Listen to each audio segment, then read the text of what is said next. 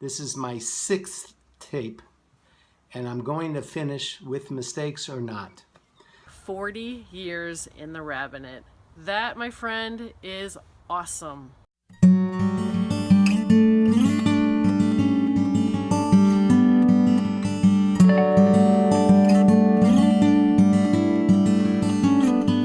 Every second, every minute, every hour, every day, everything, everyone, every place, every way, where you walk, where you stand, where you love, where you praise, all of life is holy ground.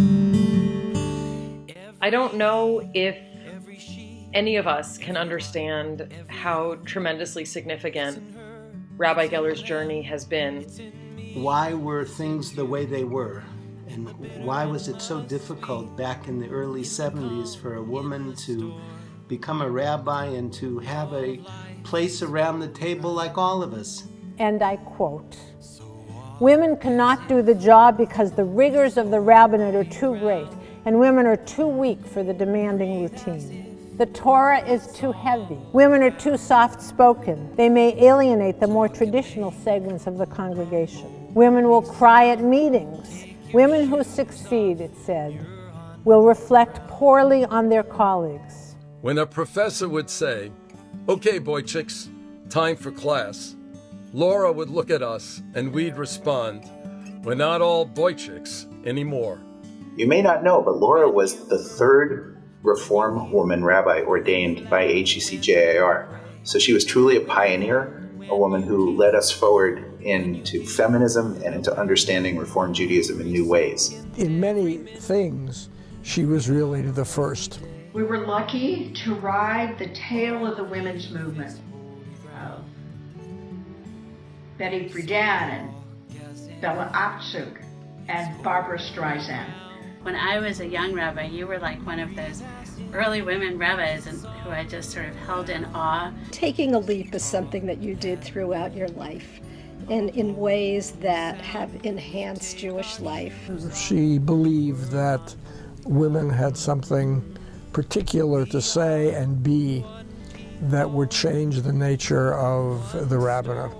My mother decided that we would spend the high holidays at USC Hillel, which was then under the direction of Rabbi Geller.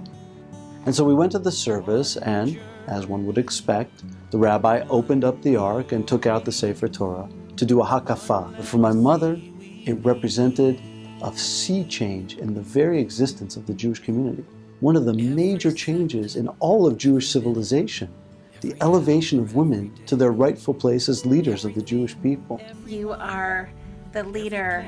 You created this masterpiece, which is Reform Progressive Judaism, in which we are all part. Transforming impact on Jewish life and American Jewish women and Jewish women throughout the world. She was the first female rabbi, lead rabbi of a large metropolitan congregation.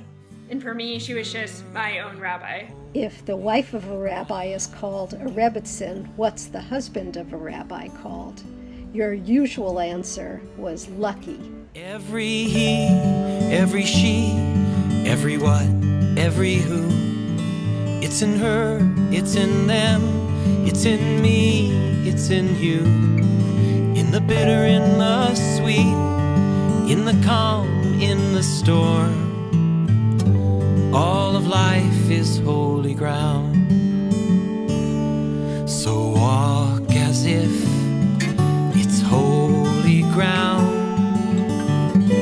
Breathe as if it's all around. Talk and make a holy sound. Take your shoes off, you're on holy ground. I looked in the Bible to see if there's anyone quite like you, and I found her.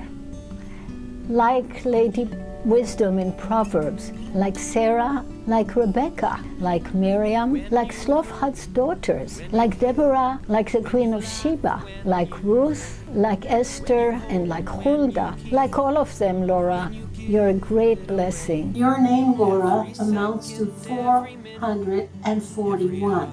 Well, there are two passages that have this 441 in them. One of them is Gila, Rina, Ditza, Vechidva. Rejoicing, jubilation, pleasure, delight.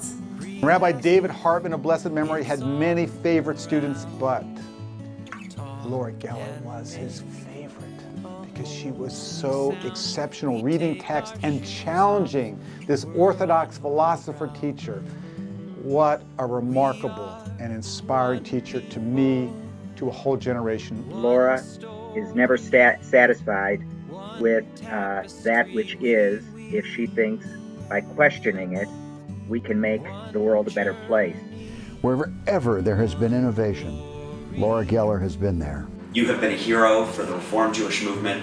You've been a pioneer in the city of Los Angeles, and you have been a great leader for social justice in America. So many different roles in the community, as a social justice activist, as a feminist, as a leading rabbinic thinker in our community. The leadership that you've been able to show both in organizations and in congregations, and I think that's an exceptional quality. Clarity of vision and a personal and spiritual depth.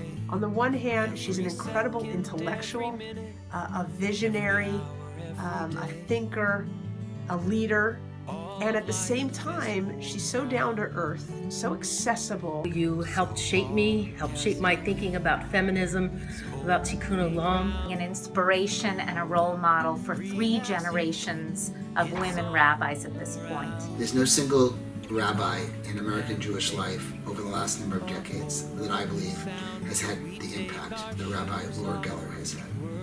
A true Ro'ah B'nai Yisrael, a shepherdess of the children of Israel. Challenging us and embracing who we are. A role model, a colleague, a co-learner, a co-conspirator sometimes, a friend, and a teacher. And will be a model for the next generation of young people, helping them break the ice, crack the ceiling, adjust the prism, and come up with something still new. 441 amounts to Ken Yehi Ratzon. May it be so. One of the most brilliant, inspiring, truly exceptional rabbis that we have. Period. End of sentence.